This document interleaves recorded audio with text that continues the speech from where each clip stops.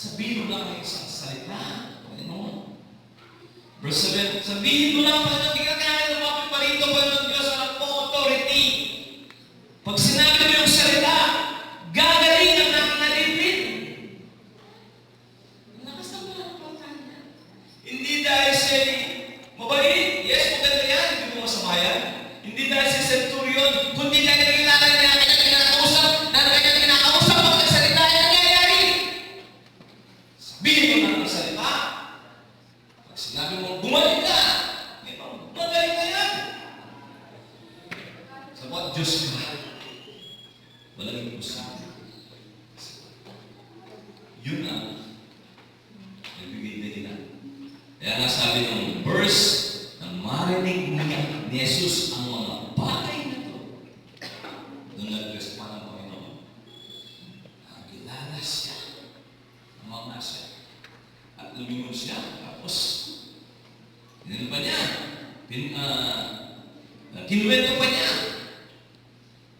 Nagsabi sa mga taong nagsisunod sa kanya, sinasabi ko sa inyo, hindi ako tatagpo ng ganito. Kalaking pananampalataya. Hindi sa Israel. At sila, ang mga sinugo, so yung mga sinugo, bumalik na. Pagbalik sa bahay, ay nakatagpuang magaling na ang alipin na nagkasakit. Imagine.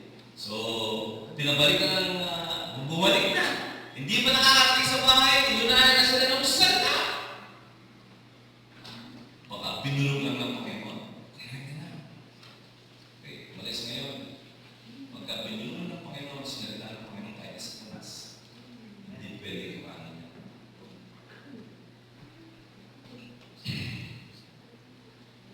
Sabagat ang ating pinagmumula. Sabi nga ng kanyang mga alagad sa chapter 7, verse 25, chapter 8, verse 25, what manner of man is this? What manner of man is this? Anong klaseng tao ito?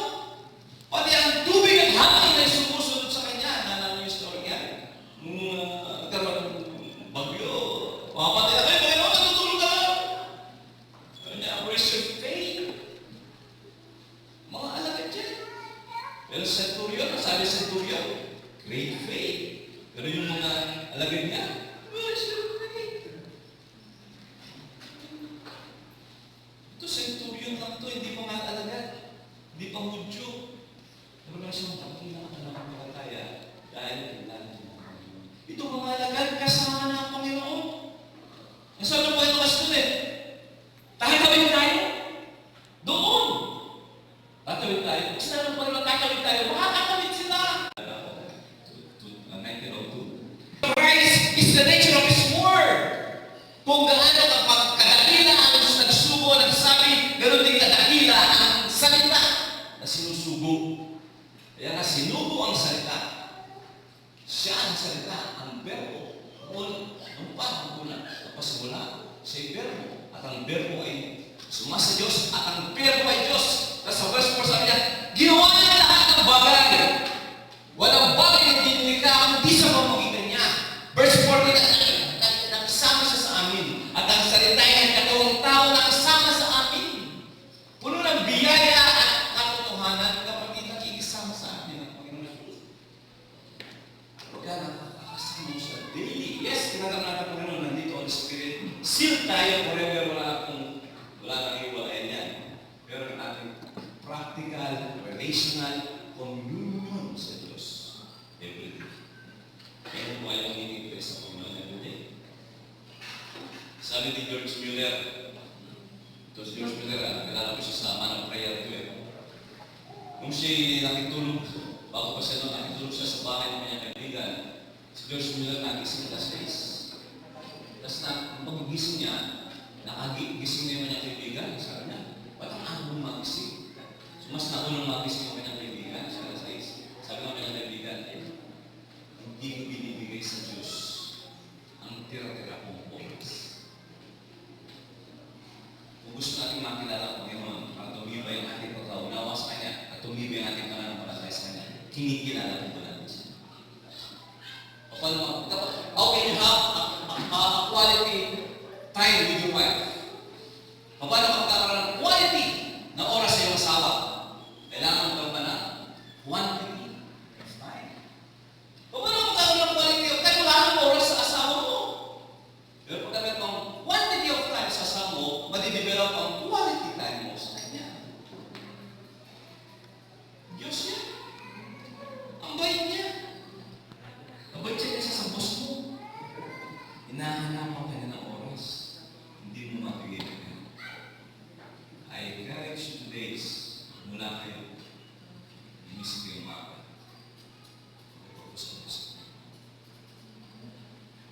Hindi yung, ay nalang gawin ko ngayon, utusan mo ako na, hindi ganun. Okay mga, kilala mo sa sarili mo sa akin.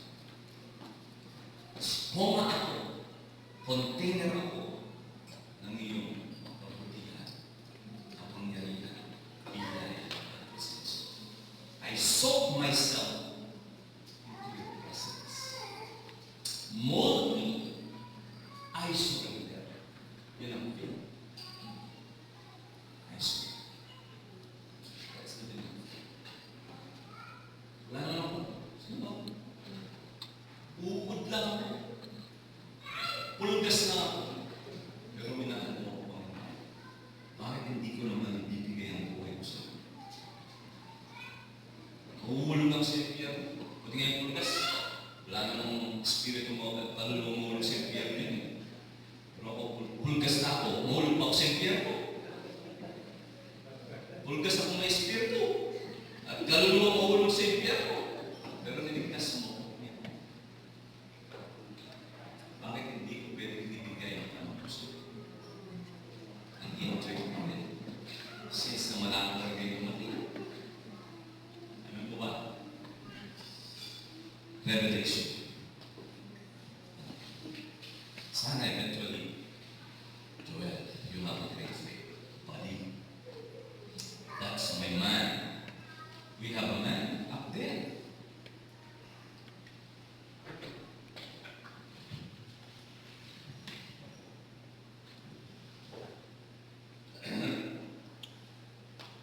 Salamat po ng Diyos.